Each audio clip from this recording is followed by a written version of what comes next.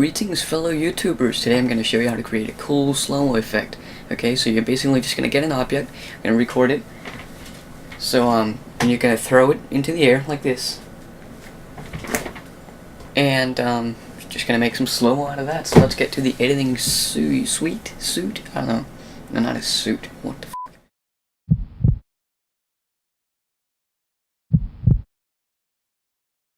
So here I am in the editing suite, or Sony Vegas Pro 9.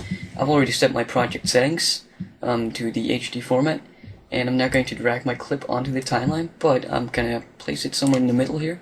I'm just going to zoom out a little, and then I'm going to zoom in on the point where I want the slow motion to start. And before I do anything, I'm just going to right click on the audio track, click Properties, then go here in the time stretch / pitch shift, and choose the method to Classic. And check this box that says lock to stretch, so the pitch will get changed when we actually slow something down. That creates kind of a cool sound effect. Yeah, now let's get to the actual slow motion. So I'm at the frame and I want to where I want the slow motion to start, and I'm gonna hit the S key. And with the arrow keys you can move frame by frame. Just zoom in a lot so you can see the frame by frame movement here.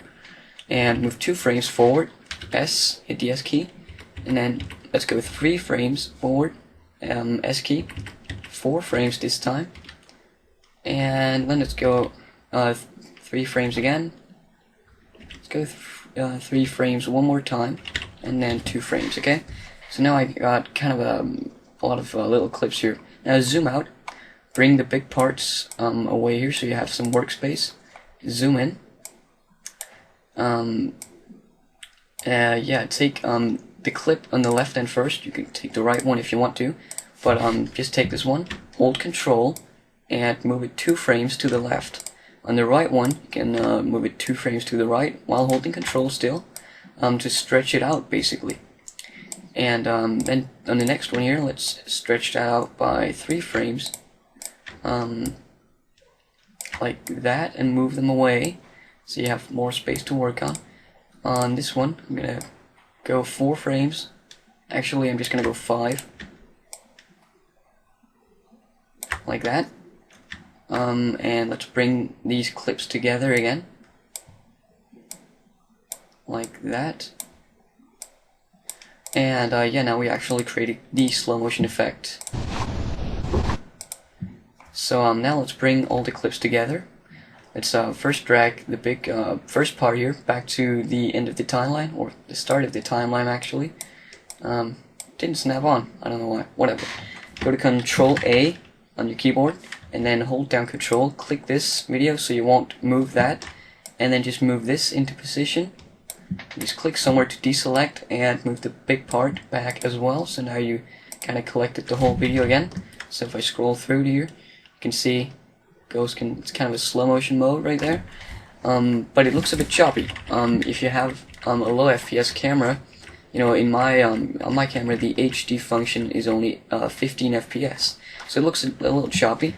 Now to fix a little up on that, we're gonna put some motion blur on it. To do that, we're gonna go to View in the bar right here, and we're gonna click Video Bus Track. You can also just hit Control, Shift, and B at the same time. Now you'll see this pop up right here. You can just drag it around so you can get a better look at things here. And down here we're going to right click on it. Going to go to Insert / Remove Envelope and make sure Motion Blur Amount is checked. And basically motion blur is something that kind of blends together your frames, blurs out the space between them. So let's drag this point up a little bit. You can already see some difference on the actual video, just a little bit, to kind of smooth it out a little. But over here at the actual slow motion part, I'm going to put more slow motion on. So right before it starts, I'm going to create a point by double clicking on the motion blur amount, kind of what envelope? Yeah, it's an envelope, I don't know.